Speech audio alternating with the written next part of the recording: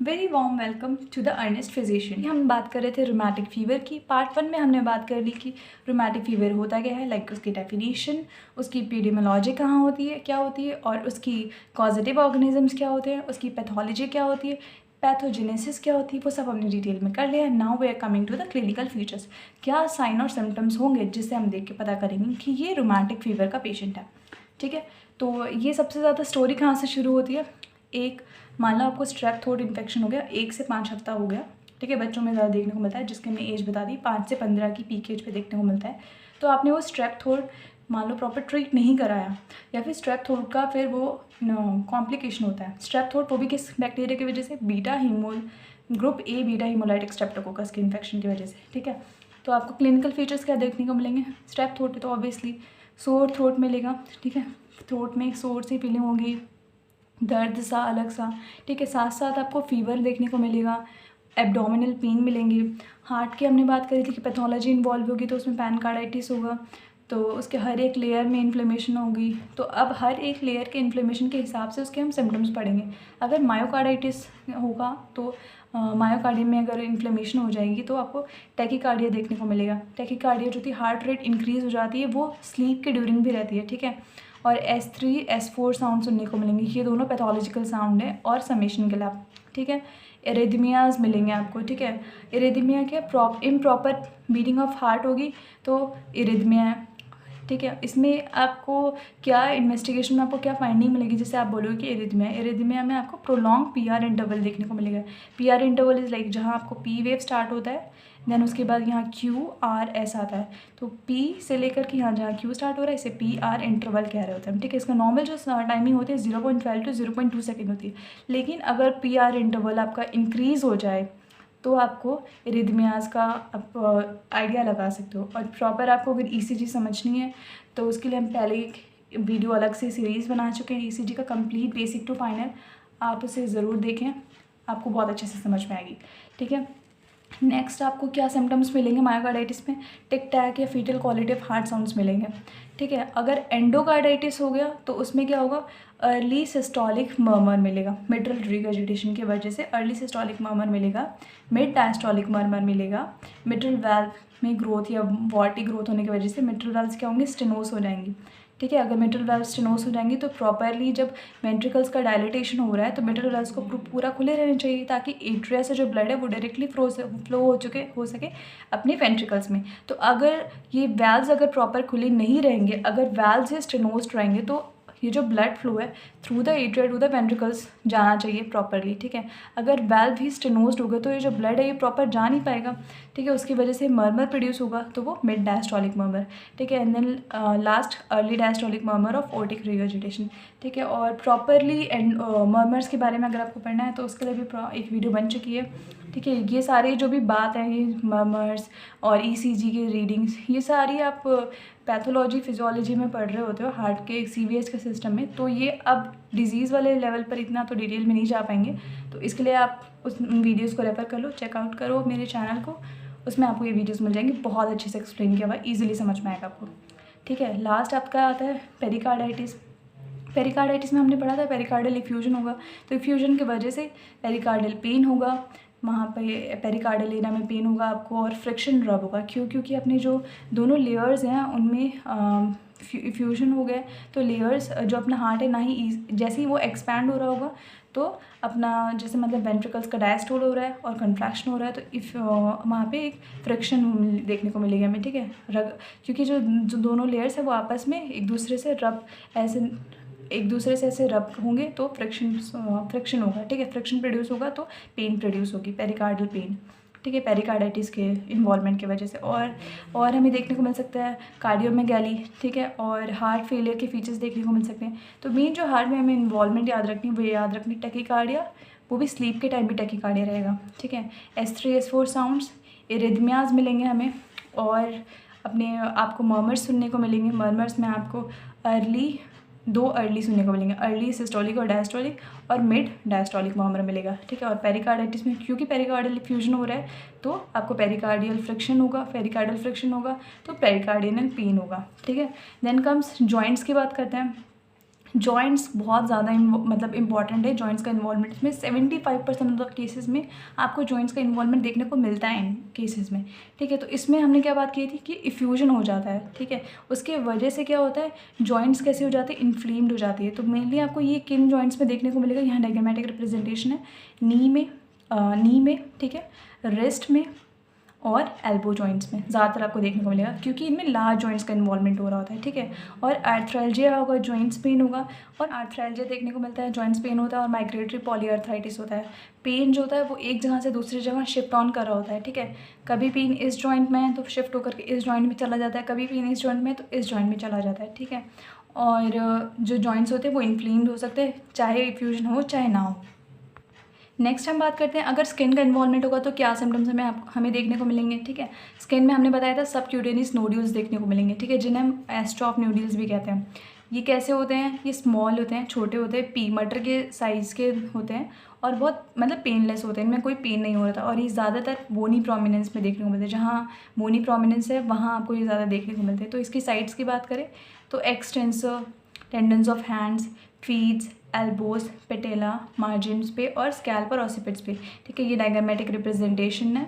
यहाँ आपको ज़्यादातर देखने को मिलेगी, देखिए एल्बो की तरफ, नीज़ के ये जो पटेला है इसके साइड पे, ठीक है, मार्जिन्स पटेला के मार्जिन्स पे, ठीक है, स्कैल्प पे मिलेंगे आपको और ऑसिपिट पे मिलेंगे। ये ज़्यादा से ज़्यादा 1 से 2 हफ्ते तक रहते हैं, ठीक है।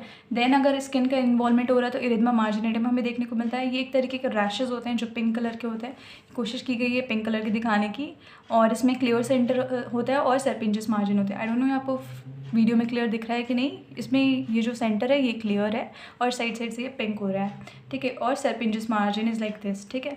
ये नॉन प्रोराइटिक होता है ये रैशेस, ठीक है, इसमें कोई इचिंग नहीं हो रही होती है, नॉन इंड्यूरेटेड होता है, यानी कि फूला हुआ नहीं होता है, ठीक है। And then also it blanch on pressure, like अगर आप इसमें प्रेशर अप्लाई करोगे तो वहाँ का जो एरिया है वो पेल हो जाएगा, ठीक है। तो ब्लांच ऑन प्रेशर है। देन कम्स साइट, कहाँ देखने को मिलता है आपको, ट्रंक पे, ठीक है, बॉडी पे, मेन बॉडी पे देखने को मिलता है, और proximal part of extremities, proximal मतलब पहले, पी इज़ फॉर पहले, तो प्रॉक्सिमल पार्ट ऑफ एक्सट्रीमिटीज़ और ट्रंक पे आपको देखने को मिलता है, ठीक है। नेक्स्ट बात करते हैं, अगर ब्रेन का इन्वॉल्वमेंट हो गया तो यूजली ये 6 महीने बाद ही देखने को मिलता है। तो अगर ब्रेन का इन्वॉल्वमेंट हो गया तो हमने पहले बात की थी कोरिया के सिम्टम्स मिलेंगे, तो सिंडैम्स कोरिया बोलते हैं इसको, और कोरिया माइनर बोलते हैं। इसमें क्या होता है, abnormal involuntary rapid jerky movement हो रहे होते हैं, ठीक है। बॉडी की ग्रुप ऑफ मसल्स का ना एबनॉर्मल जर्की मूवमेंट हो रहा होता है, ठीक है, वो अनकंट्रोल्ड मसल्स हो जाती हैं, बॉडी अपने कंट्रोल में नहीं रहती और ऐसे फ्लक्चुएशंस देखने को मिलते हैं मसल्स में, ठीक है।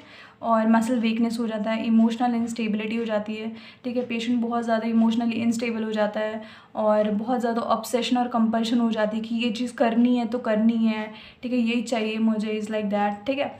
ये सारे साइकोटिक फीचर्स हैं ब्रेन के इन्वॉल्वमेंट की वजह से हो रहे हैं, ठीक है। और अब हमें मतलब ये देखना है कि क्या इन्वेस्टिगेशंस कराएं जिससे हम पता कर सकें कि इस पेशेंट को रूमेटिक फीवर ही है, ठीक है। फर्स्ट ऑफ ऑल तो मेडिकल हिस्ट्री जितने भी हमने पहले पढ़े वो सारे के सारे सिम्टम्स, और थ्रोट इन्फेक्शन, किसी भी तरीके का पहले कभी थ्रोट इन्फेक्शन हुआ था उसको, और फिर फिजिकल एग्जामिनेशन करेंगे हम। देन कम्स लैब इन्वेस्टिगेशन, क्या क्या लैब इन्वेस्टिगेशन करेंगे जिससे हमें पता चल सके कि इस पेशेंट को ये परेशानी थी। तो आएगा पहला थ्रोट स्वैब कल्चर, क्योंकि हमने बात करी कि ये थ्रोट इन्फेक्शन है, गले की इन्फेक्शन है, तो हमें थ्रोट स्वैब कल्चर करना पड़ेगा, ठीक है। गले से एक हम सैंपल लेंगे, ठीक है, स्वैब का, और फिर उसका कल्चर कराएंगे, ठीक है। अगर कल्चर में बैक्टीरिया सेंसिटिव बैक्टीरिया का कल्चर हमें मिल गया उसमें, तो उसके हिसाब से हम वो एंटीबायोटिक का कोर्स चलाएंगे, ठीक है। सीरोलॉजिकल इन्वेस्टिगेशंस में क्या कराएंगे हम, ASO टाइटर जो होता है, एंट्रीस्ट्रेप्टोलाइसिन टाइटर जो होता है, वो हमें बड़ों में मोर देन 250 टॉड यूनिट्स देखने को मिलेगा, तो हम समझ जाएंगे कि पॉजिटिव केस है रूमेटिक फीवर का। और जो चिल्ड्रंस में है वो हमें देखने को मिलेगा मोर देन 333 टॉड यूनिट्स, ठीक है। और दूसरी चीज़ हम देखें, इन्फ्लेमेटरी मार्कर्स CRP, ESR, ये सारे बड़े में मिलेंगे, ठीक है। CBC में हम देखेंगे RBC कम है, क्योंकि इरिथ्रोपोइसिस सप्रेस्ड हो गया है, उसकी वजह से RBC कम है। WBC में TLC बढ़ा हुआ रहेगा, ठीक है। देन ECG में भी हमने पहले बात कर लिया था क्या कि प्रोलॉन्ग PR इंटरवल होगा, तो PR interval is more than 0.2 second, ठीक है। अगर लेफ्ट साइड की कार्डियोमेगाली है तो किन चेस्ट लीड्स में आपको रीडिंग देखने को मिलेगी, V1 और V6 में, V1 में S और V6 में R, ठीक है, ये ऑक्यूपाई करेंगे मोर देन 35 स्मॉल स्क्वायर्स, ठीक है। और उसके बाद अगर राइट साइड कार्डियोमेगाली हुई तो V1 और V2 में R वेव टॉल मिलेंगे, ठीक है, और ये more than 7 mm square occupy करेंगे, ठीक है। और अगर आपको ऐसे भी समझ में नहीं आ रहा होगा ECG, तो हर एक लीड में अलग रीडिंग्स आती हैं और ये पूरी ECG की सीरीज़ बनाई हुई है हमने हिंदी में, बहुत ईजिली एक्सप्लेन किया हुआ है बेसिक टू फाइनल। आप उसे ज़रूर चेकआउट करें मेरे चैनल पे, आपको बहुत ईजिली समझ में आ जाएगी, ठीक है। Then comes chest radiography. Chest radiography में क्या मिलेगा हमें, क्योंकि ये हार्ट में इन्फ्लेमेशन कर रहा था और तो इसमें हमें आपको कार्डियोमेगाली देखने को मिलेगी, ठीक है, पल्मोनरी कंजेशंस लंग्स में देखने को मिलेगा। और एक्सरे जॉइंट्स करेंगे तो उसमें सबक्यूटेनियस नोड्यूल्स, सीरस इफ्यूजन हमें देखने को मिलेगा, ठीक है। इकोकार्डियोग्राफी में हमें मायोकार्डियल डिसफंक्शन, बैल्स और पेरिकार्डियल इफ्यूजन देखने को मिलेगा, बैल्स के डिसफंक्शन और पेरिकार्डियल इफ्यूजन देखने को मिलेगा। Then comes diagnosis. डायग्नोसिस में जोन्स क्राइटेरिया हमें फॉलो करनी होती है। इसमें क्या होता है, या तो आप 2 मेजर सिम्टम्स देख लो तो आप बोल दोगे कि ये पेशेंट रूमेटिक फीवर का है, या तो आप 1 मेजर सिम्टम और 2 माइनर सिम्टम देखो तो आप बोलोगे कि पेशेंट रूमेटिक फीवर का है। मेजर सिम्टम्स इस साइड पे लिखे हमने और माइनर ये मेजर है carditis, polyarthritis, Korea, erythema मार्जिनेटम, subcutaneous nodule, ये सारे सिम्टम्स अभी हमने पहले पढ़े हैं, वही बात कर रहे हैं बस, ठीक है। और माइनर में क्या आएंगे, fever, arthralgia, previous rheumatic heart disease और ESR बढ़ा हुआ है या पॉजिटिव CRP है, प्रोलॉन्ग PR इंटरवल। इन सब के बाद हम केस को मैनेज कैसे करेंगे, ठीक है। मैनेजमेंट जनरल में बेड रेस्ट करवाएंगे उसे हम, ठीक है। वेंटिलेशन मतलब वेंटिलेटेड होम होना चाहिए, ठीक है, जहाँ एयर का इनफ्लो आउटफ्लो प्रॉपर हो, ठीक है। मेंटेन हाइजीन और प्लेंटी ऑफ फ्लूइड देंगे, रेगुलर एक्सरसाइज करवाएंगे, ब्रीदिंग एक्सरसाइज, प्राणायाम, योगा, ठीक है। अवॉइड कोल्ड एक्सपोजर, क्योंकि ये हमें देखने को मिला है कि थ्रोट के कॉम्प्लिकेशन की वजह से हो रहा है, तो अभी कोल्ड एक्सपोजर बच्चों को ज़्यादा बहुत मतलब एहतियात बरतना चाहिए कि कोल्ड एक्सपोजर ज़्यादा ना होने, ठीक है। Avoid things that can cause sore throat, जिसमें सावर थिंग्स आते हैं, खट्टी चीज़ें बच्चों को अवॉइड करनी चाहिए ज़्यादा, और फिजियोथेरेपी, ठीक है। देन कम स्पेसिफिक में जैसे हमने बताया थ्रोट स्वैब कल्चर करेंगे तो जो बैक्टीरिया सेंसिटिव है उसकी एंटीबायोटिक्स चलाएंगे हम, तो एंटीबायोटिक्स, एंटीस्ट्रेप्टोकोकस थेरेपी मेनली इसमें group A beta hemolytic Streptococcus होता है, तो एंटी स्ट्रेप थेरेपी दे रहे होते हैं हम, ठीक है। और सिंगल इंजेक्शन ऑफ पेनिसिलिन भी दे सकते हैं इंट्रामस्कुलरली 1.2 मिलियन यूनिट्स, ठीक है। और ओरल इरिथ्रोमाइसिन दे सकते हैं, ठीक है। कॉर्टिकोस्टेरॉइड्स भी दे सकते हैं इसमें हम, क्योंकि हमने बात करी कि अपना इम्यून सिस्टम हाइपर एक्टिव हो जाता है इसमें, तो इसलिए हमें यहाँ पर कॉर्टिकोस्टेरॉइड्स देने चाहिए, ठीक है, ताकि इम्यून सिस्टम को थोड़ा सप्रेस डाउन कर सके। देन कम्स एंटीपायरेटिक्स फीवर्स के लिए, एंटी कन्वर्जन देते हैं कन्वर्जेंस के लिए, एंटी हिस्टामिन्स दे सकते हैं, एंटी इन्फ्लेमेटरी दे सकते हैं इन्फ्लेमेशन के लिए, मल्टीविटामिन थेरेपी चलाएंगे जिसमें vitamin C, vitamin D, zinc preparations और आयरन थेरेपी दें हम, ठीक है। लास्ट आता है सर्जिकल में हमें क्या करना है, अगर टॉन्सिल्स बहुत ज़्यादा इलाज हो गए तो टॉन्सिलेक्टॉमी करेंगे, टॉन्सिल्स का रिमूवल कर देंगे, और अगर वेल्व्स डैमेज हो गए तो वेल्व्स का रिपेयर करेंगे, तो वेल्वुलोप्लास्टी, और अगर वेल्व्स को रिमूव ही करना पड़े, अगर वो कंप्लीट डैमेज हो गए तो valvulotomy. So here comes the topic and I hope आपको ये टॉपिक समझ में आया होगा, और अगर कोई क्वेरी है तो comment down below, and for the notes also comment down below. Thanks for watching.